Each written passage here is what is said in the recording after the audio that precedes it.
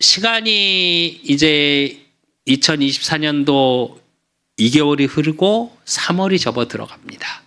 3월이 접어들면 여러분 제일 먼저 생각나는 게 뭘까요? 이제 겨울이 끝나고 모든 땅 속에 있던 씨앗들이 싹을 내는 봄의 시작이죠. 그 3월이 봄이라고, 봄의 시작이라고 다들 이야기를 합니다. 그러면 여러분의 인생은 지금 계절로 비교하자면 어떤 계절 같으십니까? 모든 씨앗을 심고 또 그것이 싹을 내고 하는 봄의 계절이라 생각하십니까?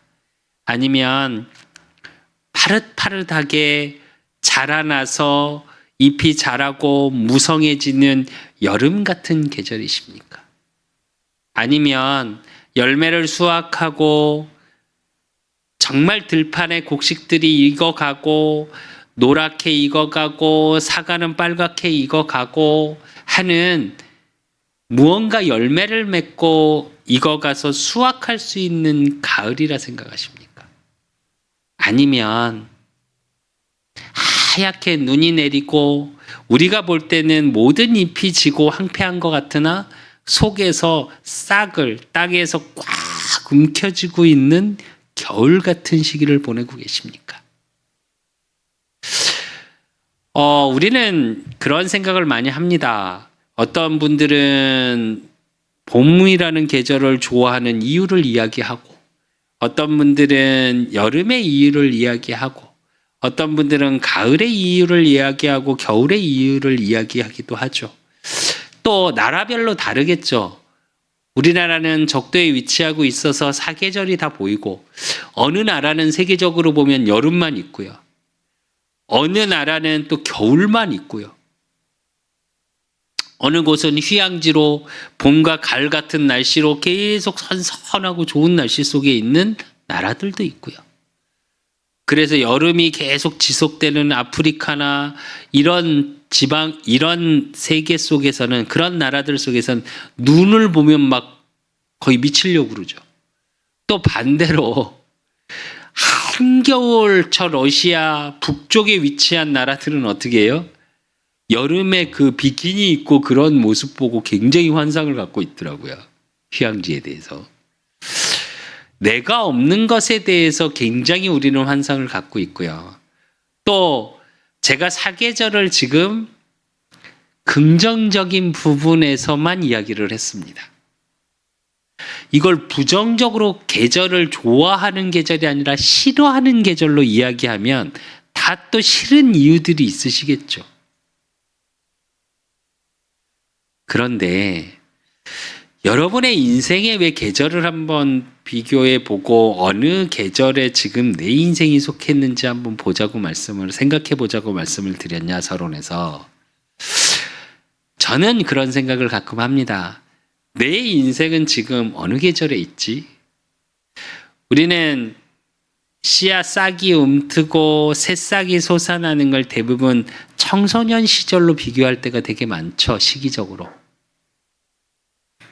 또 파랗고 햇빛을 주고 비가 내리고 해야 되는 시기를 청년 시절, 청소년부터 청년 시절이라고 이야기를 하죠. 또 열매를 맺는 그 시기를 어떤 시기라고 표현해요? 한참 일하는 40대, 30대, 50대까지. 그리고 노년, 그걸 겨울처럼 표현을 하죠. 새하얀 눈과 같이 머리도 하얘지고, 많은 것들이 수확에 났던 걸 겨울에는 수확이 안 나니까 그때 먹는, 저장해 놨던 것을. 그렇게 인생의 여정을 표현하기도 합니다. 그러니까 나이에 비례해서 사계절을 확인할 때가 참 많죠. 그런데 오늘 제가 조금 생각해 보자고 서론에서 얘기하는 그건 뭐냐? 나이에 비례해서 사계절이 아니라 여러분 마음에, 여러분 인생 전체에 지금 어떤 걸 겪고 있고 또 그 속에서 무엇을 준비하느냐가 굉장히 중요하겠죠. 여러분은 여러분 인생에 어떤 씨앗을 갖고 계십니까? 또 여러분 인생에 어떤 씨앗을 심고 싶으십니까?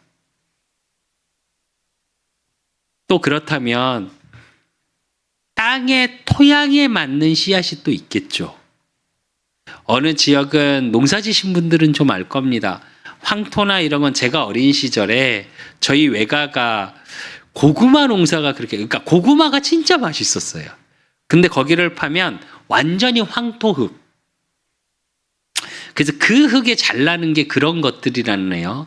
그러니까 우리가 소위 말하는 고구마, 감자 뭐 이런. 그러니까 강원도 쪽이 좀 그런 산지에서 더 많이 나죠.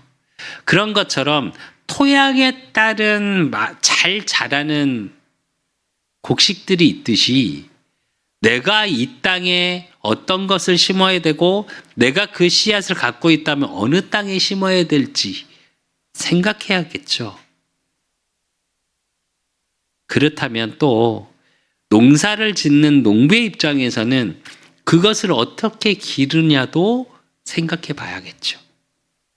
과일은 시기에 맞게 나무의 잎을 잘라주고 또 꽃잎에 벌들이 올 수 있도록 암수의 열매를 맺을 수 있도록 하고 과일이 조금 자라면 우리가 뭐 종이로 싸주기도 하고 어떤 거는 중간에 가지치기도 해주고 시간에 맞게 비료를 주고 시기에 맞게 물이 주고 시기에 맞게 햇빛이 있어야 하고 그것처럼 관리를 해야 되죠.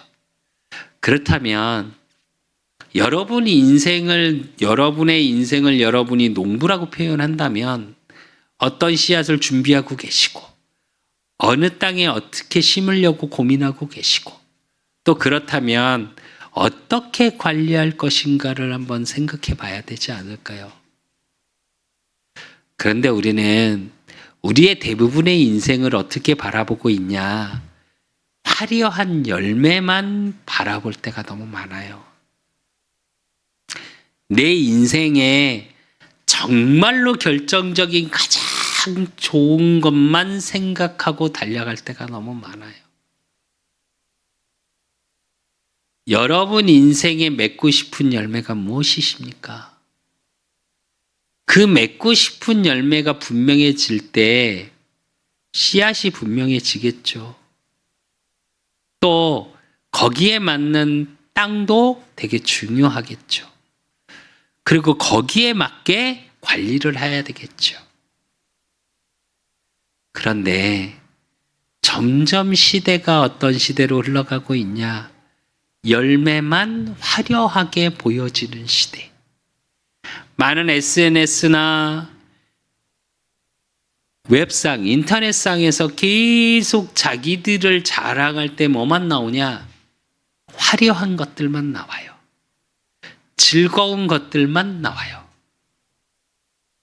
요즘 제가 보는 이렇게 저는 영상을 자주 보는 편인데 앞으로 청년들을 향해서 또 우리 후대들을 통해서 영상을 어떻게 만들어야 될지 고민을 좀 하고 그래서 사실은 시간이 날 때 이렇게 영상을 좀 보면서 생각을 하는데 제 알고리즘에 그런 게 뜨나 봐요. 청년 아이들 양육 이런 게 좀 있다 보니까 안 그랬었는데 요즘 몇 번 이렇게 그냥 아주머니 한 분이 아이가 뒤에 있어요. 그러면 앞에서 막 춤을 춰요. 아들 계약이 3일 남았어. 그래놓고 막 춤을 춰요. 그게 끝이에요. 처음엔 왜 저러나 왜 저렇게 하나. 근데 그런 영상들을 보면서 제가 느낀 게 하나 있어요.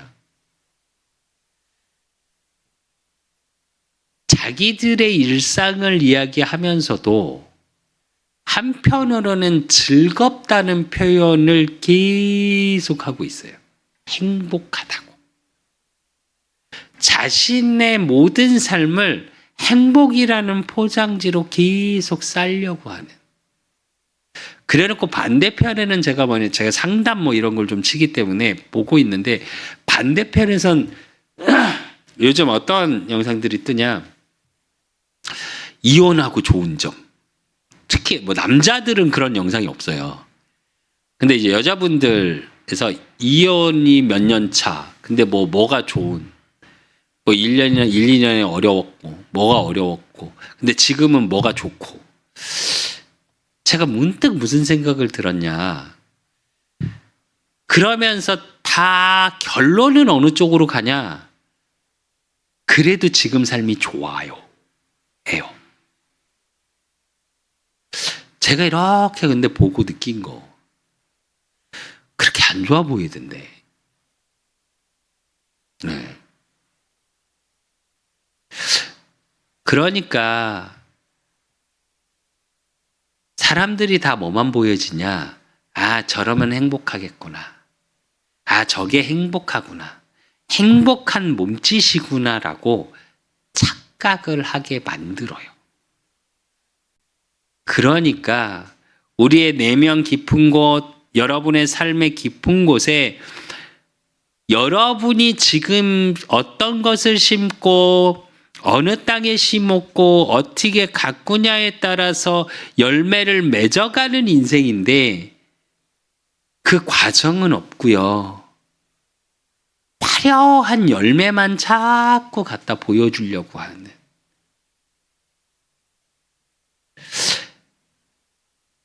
정말 중요한 건 어떤 거냐면요.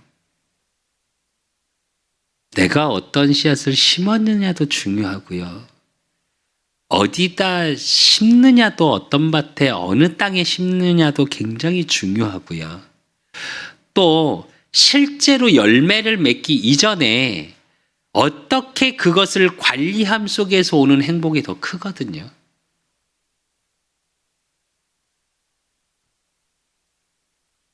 제가 지난주에 이렇게 일을 하고 있는 현장에 사장님이 그 얘기를 해요. 비혼이래요. 비혼주의래요. 자기는.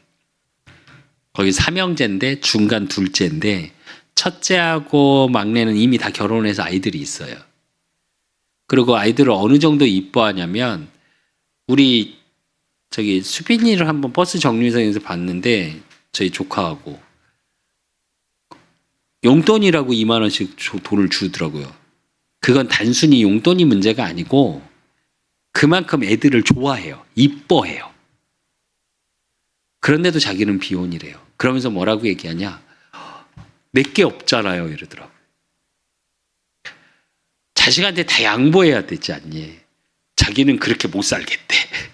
자기는 자기를 꾸며야 되는데 내 좋은 옷을 사고 내가 평소에 일할 때는 이렇게 그지같이 일을 하지만 나는 너무 소심하대요. 그러면서 진짜로 일할 때는 진짜 일 열심히 해요. 일할 때 정말 열심히 하시거든요. 근데 어떻게 하냐. 평소에는 막 진짜로 그냥 이렇게 막 작업복 차리면 되게 후질그레하게 입는데 옷 집에 가서 싹 씻고 나면 머리부터 발끝까지 명품. 근데 조금 무슨 생각이 들었냐. 그러면서 뭐 주식도 하고 뭐 스포츠 토토도 하고 뭐 이런 여러 가지 이야기를 하더라고요. 근데 저분은 그렇다면 그래 지금은 그 열매들을 즐길 수 있죠. 물론 그렇게 열심히 일했으니까. 근데 노년에 뭘 위해서 살을까? 그리고 많은 분들이 그런 이야기를 하더라고요. 제가 일할 때 이제 우리가 소위 말하는 술, 담배를 안 하니까 저한테 대놓고 그러더라고요. 이거 무슨 재미로 사시냐고.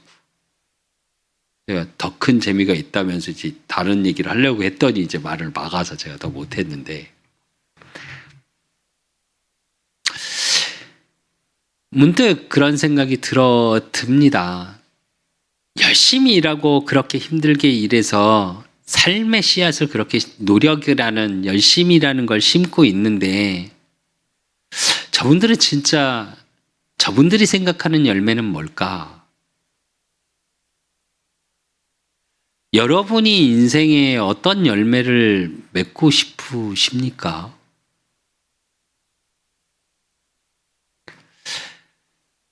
저는 그렇게 생각합니다. 진짜 바른 씨앗을 갖고 있어야 되고요. 왜냐? 씨앗이 안 자라는 씨앗을 아무리 심어도 자라지 않거든요.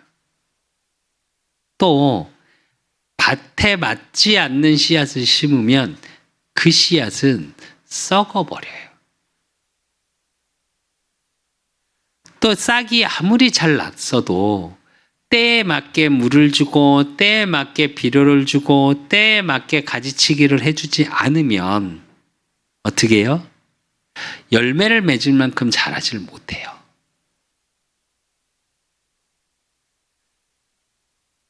그래서 바른 씨앗을 가지고 있어야 되고 그 씨앗에 맞는 바른 땅이 있어야 되고 또 그것을 가꿀 수 있는 능력이라는 게 있어야 돼요. 많은 사람들이 행복하길 원합니다. 많은 사람들이 돈을 벌기 원해요. 많은 사람들이 성공하길 원해요. 그런데 바른 씨앗을 갖지 못하고 바른 데다 심지 못하고 바로 가꿀 수 있는 힘이 없는 시대가 이 시대 같습니다. 저는. 그래서 여러분만큼은 여러분의 능력으로 몸부림치지 마시고 여러분의 인생을 가꿀 수 있는 힘이 있는 사람에게 맡기면 되고요. 바른 땅을 선택할 수 있는 분별력 있는 농부에게 맡기면 되고요. 바른 씨앗을 고르고 심을 수 있는 그것을 할 수 있는 분에게 맡기면 돼요, 사실은.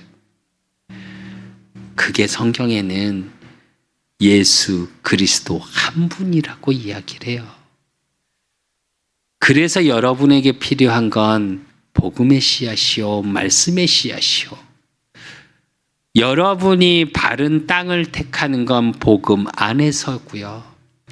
그렇게 되어질 때 우리의 능력으로 우리의 힘으로 가꾸는 것이 아니라 하나님이 농부가 되셔서 때에 맞게 햇빛을 주고 때에 맞게 물을 주시고 때에 맞게 영양분을 주사 여러분의 인생을 자라나게 하시는 겁니다.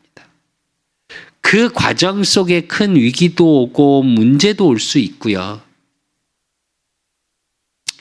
그 모든 것을 거쳐서 정말 생명의 열매, 여러분의 삶에 풍성함의 열매를 맺을 수 있는 삶으로, 인생으로 끌고 가시는 하나님께 여러분의 인생을 맡기시면 돼요. 우리는 우리의 능력으로 우리의 인생을 잘 살 수 있다고 몸부림칠 때가 참 많죠. 그것 때문에 저와 여러분 때론 지치고 그래서 하루가 너무 버겁고 그래서 요즘 현타라는 말처럼 현실 타임. 난 정말 노력하고 사는데 내 현실을 돌아보니 아무것도 없어. 허망함을 이야기하는 거거든요. 그래서 허망한 인생이 아니라 여러분 인생을 하나님께 맡기십시오. 저주 재앙 속에 죽을 수밖에 없는 우리 모든 사람이 죄를 범하였음에 하나님의 영광에 이르지 못하니라. 죄 때문에 오는 저주 재앙 때문에 노력하고 사는데 씨앗을 정말 열심히 준비하고 심었는데 그 씨앗이 썩어버려요.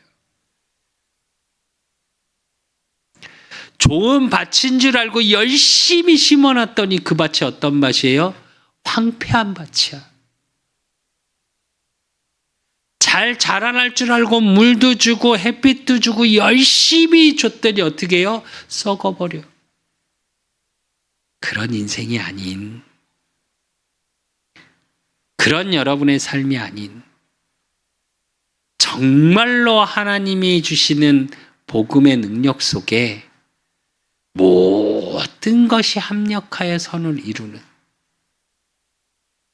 우리의 죄 문제도 끝냈고 우리가 아직 죄인 되었을 때 하나님이 우리의 사랑을 확증하시기 위해서 보내신 분, 우리에 대한 사랑을 확증하기 위해서 보내신 예수 그리스도를 통해서 여러분의 인생이 어떻게 바뀌어지냐? 새로운 피조물로, 새로 창조된 것으로. 그래서 만군의 여호와의 열심히 이루시는 인생, 그 축복의 비밀 속으로 들어가시기를 예수 그리스도 이름으로 축원드립니다. 그래서 우리 주시는 응답의 말씀, 지난주에 말씀 받던 제목이 뭐였죠? 인생의 큰 위기 속에 위기가 왔을 때 하나님과의 관계가 회복되고 내 정체성이 무엇인지 그 응답 속에 있으면 여러분의 인생 자체가 뭘로 확인하셔야 되냐? 내 인생이 시온의 대로 속에 있구나. 그런데 그런 위기가 오고 시온의 대로 속에 있을 때 내가 열심을 내서 내 열심으로 사는 인생이 아니라 만군의 여호와의 열심히 이루심 속으로 들어가 버리시면 돼요. 그래서 오늘 말씀을 통해 정말 히스기야라는 하나님이 세우신 왕을 통해 하나님이 선택한 하나님의 자녀를 통해 하실 일들에 대한 응답이 뭔지, 그래서 히스기야의 기도를 통해 어떤 씨앗을 심었고 그 속에서 복음의 능력 속에 하나님이 이루어 가시는 열매의 비밀이 무엇인지 응답으로 확인하셨으면 좋겠어요. 그래서 본론으로 제일 첫 번째 봐야 될 게 뭐냐? 그렇게 살고 싶은데 큰 위기가 왔을 때도 하나님의 관계를 회복하고 정말 내가 누군지 알고 내가 시온의 대로를 가고 있음을 알고 있는데 여러분한테는 어떤 것들이 오냐? 오늘 아수르의 회유와 협박 같은 일들이 와요. 그게 뭐냐? 이사야 36장 13절에 16절, 지난주에 봤던 말씀의 본문 중에 이에 랍사게가 일어나서 유다 방언으로 크게 외쳐 이르되 너희 대왕 아수르의 왕의 말씀을 들으라. 왕의 말씀에 너희는 히스기야에게 미혹되지 말라. 그가 능히 너희를 건지지 못할 것이니라. 히스기야가 너희에게 여호와를 신뢰하려는 것을 따르지 말라. 그가 말하기를 여호와께서 반드시 우리를 건지시리니 이 성이 아수르의 왕의 손에 넘어가지 아니하리라 할지라도 히스기야의 말을 듣지 말라. 아수르 왕이 또 이같이 말씀하시기를 너희는 내게 항복하고 내게로 나오라. 그리하면 너희가 각각 자기의 포도주와 자기의 무화과를 먹을 것이며 각각 자기의 우물물을 마실 것이요. 이래요. 뭘 얘기하냐? 하나님의 말씀을 듣지 마라. 그리고 항복해라. 상황 파악을 해라. 이 얘기예요. 그러면서 뭐라고 얘기하냐? 이사야 오늘 본문에 읽진 않았습니다. 근데 37장 앞절에 보면 8절에서 10절에 보면 아수르 왕이 라기스를 떠났다 함을 듣고 랍사게가 돌아가다가 그 왕을 만나니 림나를 치고 있더라. 그때 아수르 왕이 구스 왕 디르하가의 일에 관하여 들은즉, 이게 뭐냐면 랍사게가 실컷 이야기해놓고 이제 갔어요. 얘네 항복하겠지. 그리고 가다가 보니까 아수르 왕을 만났어. 그 지역을 전쟁하는. 그런데 들어보니까 어떻게 해요? 사람들이 이르기를 그를 낳아서 왕과 싸우려 한다 하는지라. 이 말을 듣고 사자들을 히스기야에게 보내며 이르되 너희는 유다의 히스기야 왕에게 이같이 말하여 이르기를 너는 내가 신뢰하는 하나님이 예루살렘이 아수르 왕의 손에 넘어가지 아니하리라는 말에 속지 말라. 이래요. 이게 무슨 말이냐? 돌아가다가 들었는데 얘네가 게임이 안 되는데 이제 싸우자고 나온다네, 히스기야 왕이. 그러면서 뭐라 그러냐? 사자를 보낸다는 게 아니라 편지, 서신서를 보내는 내용이에요, 이게. 랍사게가 히스기야 왕에게. 그러면서 뭐라고 얘기하냐? 하나님 믿지 마라. 상황 파악이 안 돼? 그 얘기하고 있는 거예요. 여러분의 인생에 정말 좋은 복음의 씨앗을 가진 하나님의 자녀가 됐어. 영접하는 자, 곧 그 이름을 믿는 자들에게 하나님의 자녀가 되는 권세를 주셨나니, 그래서 하나님 자녀된 권세와 정체성을 가지고 시온의 대로를 걸어가는 인생을 가고 있어요. 그런데 세상은 나에게 뭐라 그러냐? 네 상황은 어렵지. 너 능력 없지. 너 돈 없지. 지금 하나님 믿을 때가 아니야. 이렇게 이야기해요. 어느 때는 그 말이 너무 맞는 말 같아요. 그러면서 뭐라 그러냐? 그렇게 회유하는 것뿐만이 아니라 설득하는 것뿐만이 아니라 이제 협박합니다. 랍사게가. 11절에 보니까 아수르 왕들이 모든 나라에 어떤 일을 행하였으며 그것을 어떻게 멸절시켰는지 내가 들었으리니 내가 구원을 받겠느냐? 이래요. 어떻게 죽었는지 봤지? 네가 지금 하나님 믿는다고? 이렇게 얘기해요. 여러분이 인생을 살아가면서 사회생활과 만남과 관계 속에서 어쩌면 비슷한 이야기들 듣지 않으셨습니까? 제가 이제 목회자인 걸 이야기를 잘 안 해요, 현장에서. 그걸 가지고 비꼬는 사람들이 좀 있어서. 그리고 이제 이야기가 되면 개인적으로 어떤 이야기가 됐을 때 복음을 전하고 이건 하고 있지만, 제가 일을 하면서 목회자라는 소리는 잘 안 합니다. 내가 목사입니다. 이 얘기는 잘 안 하는데, 그러니까 이제 주일날은 이제 교회를 간다고 이야기를 하니까 작년에도 일하면서 한 분이 자주 일났던 그분들이 뭐라 그러냐? 야, 하나님은 다음에 좀 만나.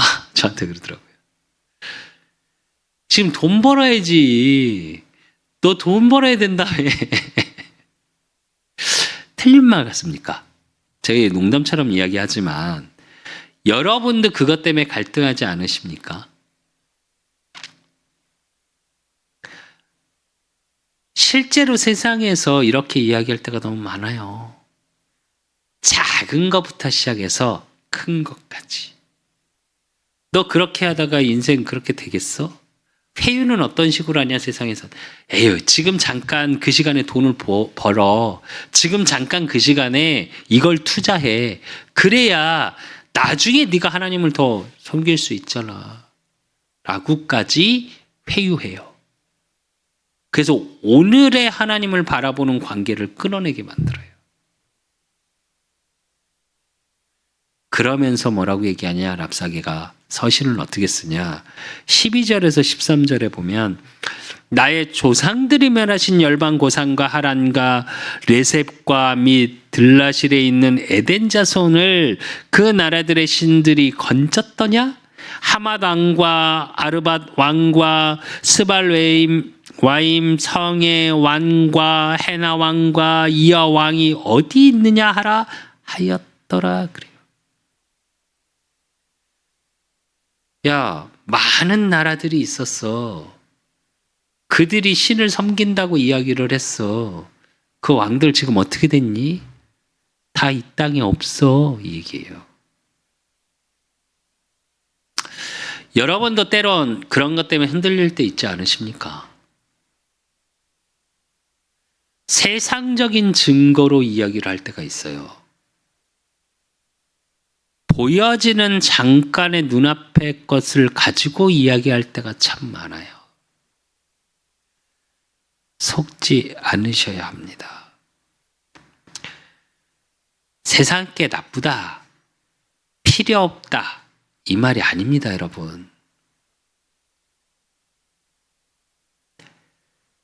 가치를 이야기하면서 지금의 네가 갖고 있는 하나님을 믿는 것이 아니라 세상의 것을, 세상에 일어나는 것을, 세상에서 말하는 가치관을 믿어야 되는 거 아니냐, 이 얘기예요.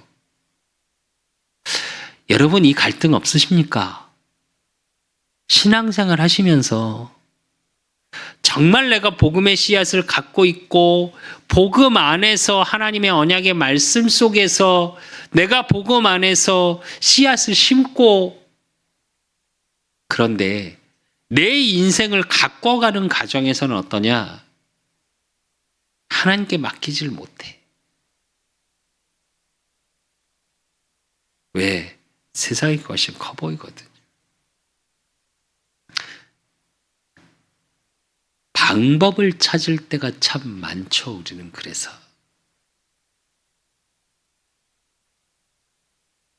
그게 아니고요, 여러분. 그래서 우리가 두 번째로 봐야 되는 게 뭐냐? 히스기야의 기도를 통해서 여러분이 보셔야 돼요.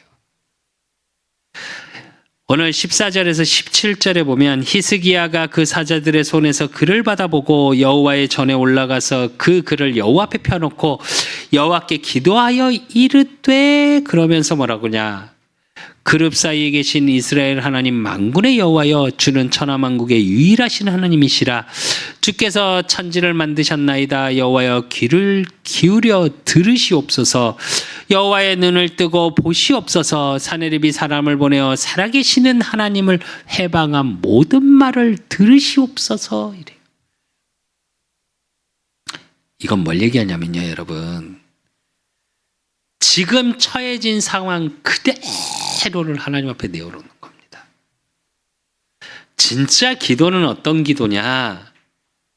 솔직한 기도예요. 여러분의 모든 것을 솔직하게 하나님 앞에 내어놓는 것부터 시작해야 돼요. 히스기야가 사실은 왕이 이렇게 할 수 있는 비밀이 뭐였냐? 우리가 지금 37장을 보고 있습니다. 근데 38장에 히스기야가 병에 들고 죽을 거였는데 하나님 앞에 기도해서 뭐라고요? 생이 연장되죠. 사실은 시간적인 개념으로는 37장보다 38장이 앞이에요. 성경은 시간 순으로 기록되어 있지는 않습니다. 그렇기 때문에 히스기야가 뭘 체험했냐? 하나님 앞에 기도하고 자기 생명이 살아나는 걸 체험했어요. 그러고 나니까 히스기야가 어떻게 바뀌어버렸냐?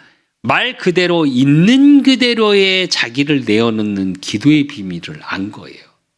여러분이 이루셔야 돼요.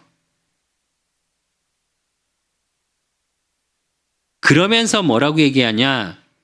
18절에서 20절에 여호와여 아수르 왕들이 과연 열국과 그들의 땅을 황폐하게 하였고 그들의 신들의 불에 던져져 싸우나 그들은 신이 아니라 사람의 손으로 만든 것일 뿐이요 나무와 돌이라. 그러므로 멸망을 당하였나이다.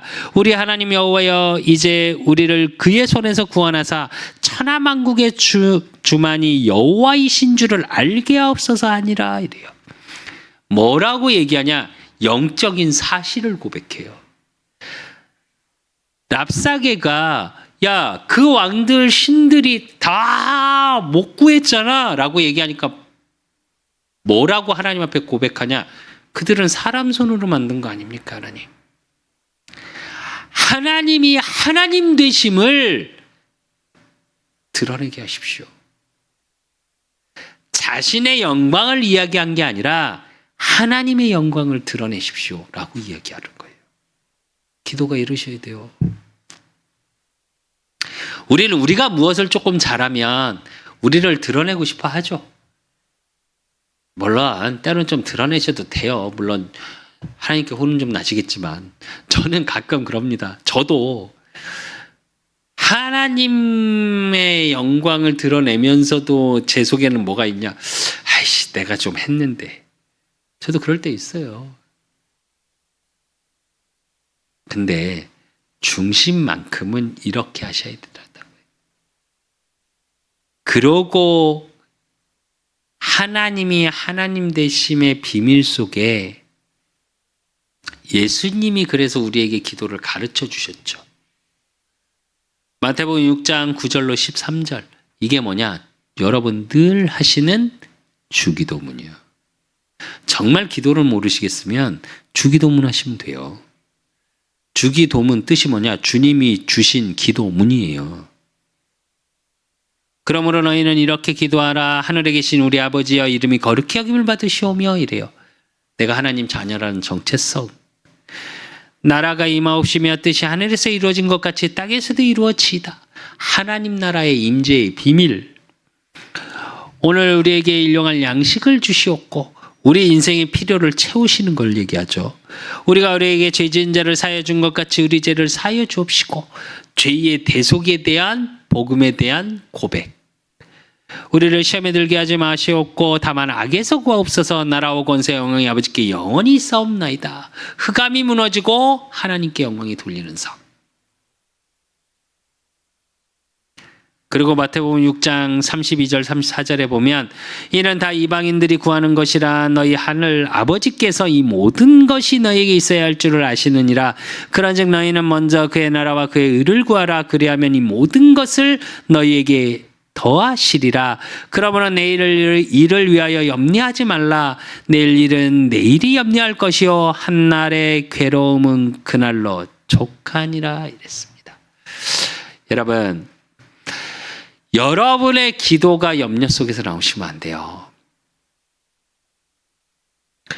참 쉬운 얘기 같지만 저는 제 인생을 돌아보고 제 삶을 돌아보면서 사실은 또 말씀을 준비하면서 제일 어려운 말 아닐까라는 생각이 들었습니다. 기도하면서 염려하더라고요. 이달엔 돈이 얼마가 필요한데, 일이 좀 들어와야 되는데, 제 솔직한 얘기입니다, 이게. 1월 달에 일이 없었으니까, 2월 달에 어떡하지? 거기다 1월 달에 이제 차가 필요하고 그래서 할부로 차를 구매하고 이러면서 마이너 통장에 있었던 걸 다 빼서 썼어요. 그러고 나서 1월 달에 일이 하나도 안 들어오는 거예요. 물론 뭘 해야 되겠다, 어떤 것을 준비해야겠다라는 계획은 있었습니다. 근데 그러니까 제가 기도를 하면서 계속 뭘 하고 있냐? 기도를 하면서 염려를 하고 있더라고요, 제가. 근데 2월이 들어오면서 또 초반에 명절까지 아무것도 없는 거예요. 그래서 하나님께 그랬어요. 하나님이 세우신 교회인데 왜 제가 염려합니까? 주님이 주인인데 왜 제가 염려하고 제가 힘들어합니까? 기도는 이렇게 하고 있어요. 근데 마음으로는 계속 어떤 생각이 드냐? 들어와야 되는데 해야 되는데 그런 기도 속에 있는데 하나님이 채워 가시더라고요. 때론 저는 그렇게 생각합니다.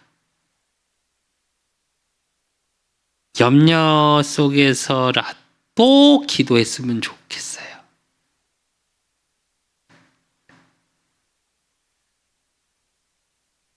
어떤 방식이든 기도는 하셨으면 좋겠어요. 왜냐? 그게 하나님과의 관계예요. 그거 아십니까? 부부가 이혼을 하고 갈등이 생기고 그 관계가 깨지는 가장 큰 게 뭔지 아십니까? 대화 단절이에요. 중요한 일을 하고 무언가를 나누는 그게 아니고요. 일상의 대화가 끊길 때 그 부부는 위험한 부부가 됩니다. 염려가 되셔도 좋으니까 하나님과 깊은 관계 속에 있으십시오. 여러분의 일상을 그냥 나눌 수 있는 여러분이 되십시오. 여러분의 감정을 솔직하게 하나님 앞에 내어놓을 수 있는 하나님과의 관계가 되십시오. 그러면 그것들이 다 씨앗이 되어져요. 저는 기대합니다. 지금 눈물 흘리고 하나님 앞에 기도하고 지금 때론 그래요. 가장 가까운 사람들한테 멸시도 당하고요. 가장 가까운 사람에게 이야기도 듣게 되고요. 아무것도 안 되고 있잖아 소리도 저는 들었고요. 물론 결과적으로 보여지는 걸로 성도 한 명이 없습니다. 며칠 전에 저희 1층에 이제 부동산 그 사장님이 공사할 때는 그렇게 틱틱거리 지금은 되게 잘하시는 분이 올라오셨더라고요. 뭐 수도요금 뭐 2달에 10,000원씩 내고 있는데 그러면서 이제 수도요금 드려야 되는데 제가 못 드렸죠. 그래서 이제 평일날 이제 거의 안 계시더라고요. 그래서 제가 일을 좀 하고 있다고 했더니 아이구야 그러더니 달라는 소리를 못 하는 거예요. 그래서 제가 이제 줬죠. 만을 이제 수도요금 치면서 그랬더니 힘드시겠네요. 뭐 하면서 여러 가지 이야기를 하더라고요. 근데 저는 그래서 우리 가족만 예배드리고 있다고 그랬더니 힘드시겠다고. 이 시간들이 모여져서 제가 지금 심고 있는 기도의 씨앗에 따라 하나님이 열매 반드시 맺으실 거라는 확신은 있습니다. 그게 어떤 식으로 되어질지는 저는 모르죠. 그러나 하실 일에 대한 확신은 있어요. 지금까지 제 인생 전체를 보면 하나님의 인도 속에 내가 있는 거구나라는 확신은 저는 있거든요. 그래서 여러분 때론 염려가 되고 때론 사건들이 일어나고 주변에 협박도 있고 회유가 있어도 그냥 기도하시면 됩니다. 그렇게 하시면 어떤 일들이 일어나냐? 하나님이 응답하시는 시간표가 와요. 그게 우리가 세 번째로 봐야 될 말씀이에요. 33절에서 34절에 보면 이렇게 히스기야가 기도하니까 하나님이 이사야 선지자를 보내서 하나님이 어떻게 하시겠다고 약속을 해주세요. 33절에서 34절에 보니까 그러므로 여호와께서 아스로 왕에 대하여 이같이 이르시되 그가 이 성에 이르지도 못하며 화살 하나도 이리로 쏘지 못하며 방패를 가지고 성에 가까이 오지도 못할 것이며 흉벽을 쌓고 치지도 못할 것이요 그가 오던 길 곧 그 길로 돌아가고 이 성에 이르지 못하리라 나 여호와의 말이니라. 무슨 말입니까? 걱정하지 마라. 내가 너를 지키겠다. 그러면서 35절에 뭐라 그러냐? 대저 내가 나를 위하여 내 종 다윗을 위하여 이 성을 보호하며 구원하리라 하셨나이다 아니라 이래요. 하나님이 다윗에게 약속했던 예루살렘 성을 지키겠다 말씀하신 그 말씀. 그래서 내가 나를 위하여 하나님이 하나님 되심의 응답 속에 그 다음 말씀이 저는 너무 좋아요. 내 종 다윗을 위하여. 다윗이 아니라 이 속에 여러분의 이름이 들어있어요. 내 종 영민이를 위하여.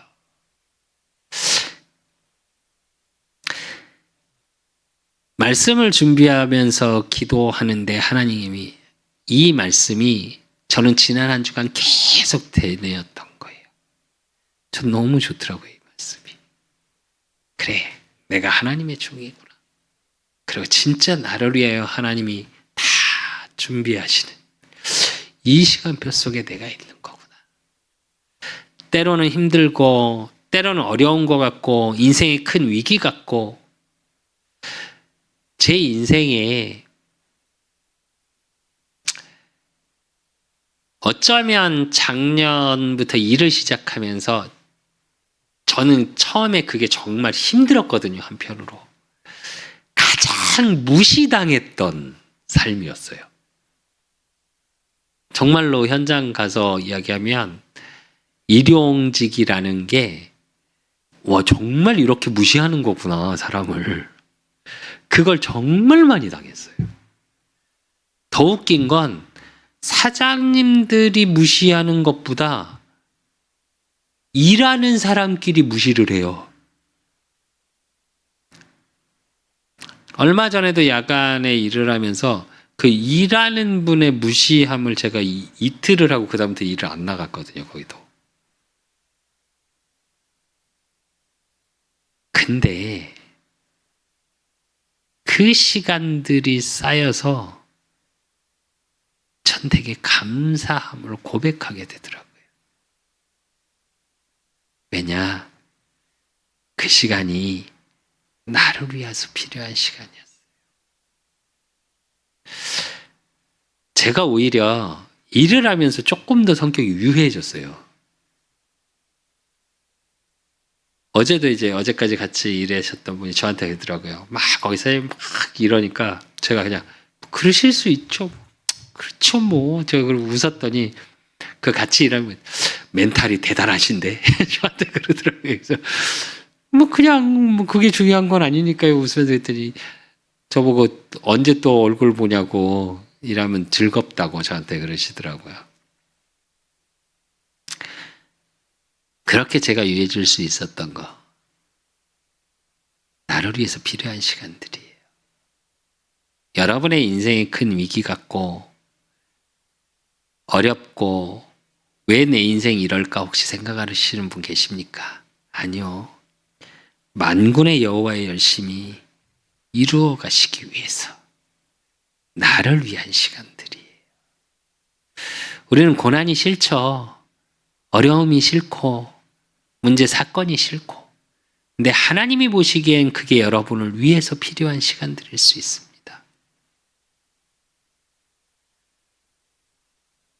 그러고 나니까 응답으로 어떤 일들이 일어나냐.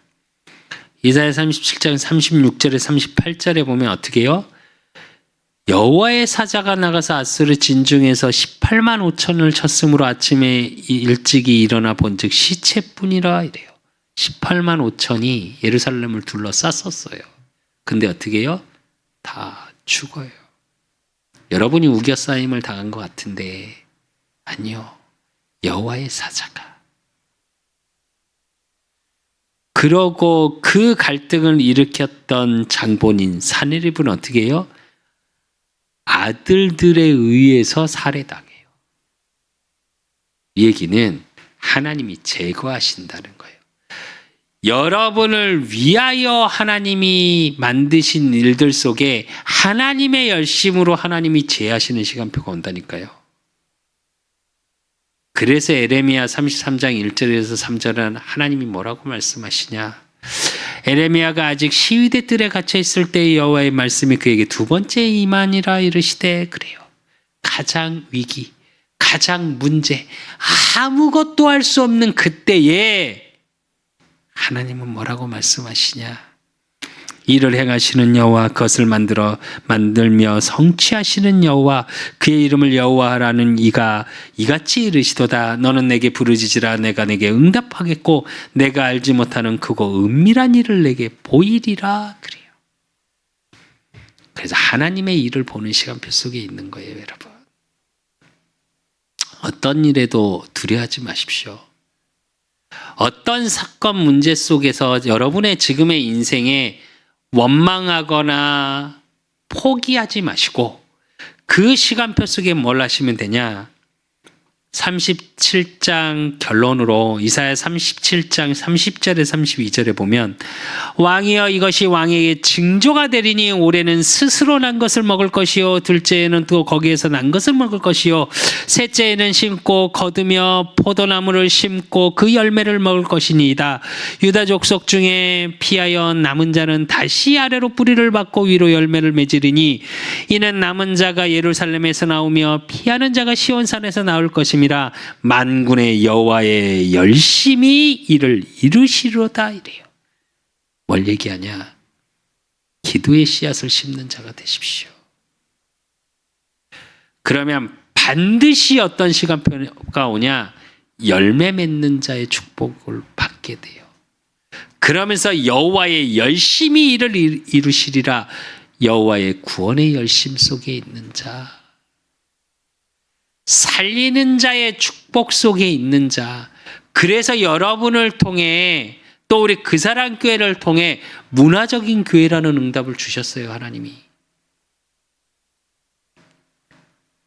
인생, 삶을 바꿔가는 교회. 우리 후대들이 열매를 쫓는 인생에서 씨앗을 심고 땅을 결정하고 그 복음의 응답 속에 정말 하나님의 기르심 속에 있는 문화로 바꾸는 교회.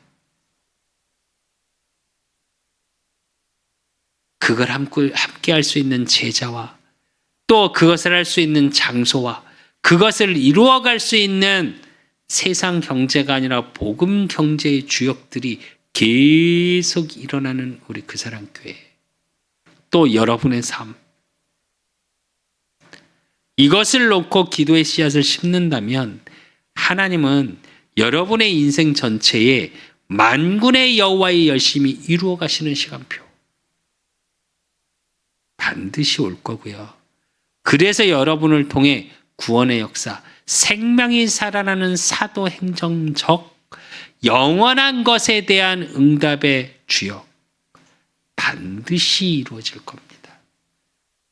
아무것도 염려하지 마시고 이제 여러분의 인생을 통해 하나님의 살아계심이 증거되어지는, 그래서 세상의 협박과 회유, 세상의 증거가 아니라 복음의 증거를 가지고 하나님이 하나님 되심을 증거하는 참 증인의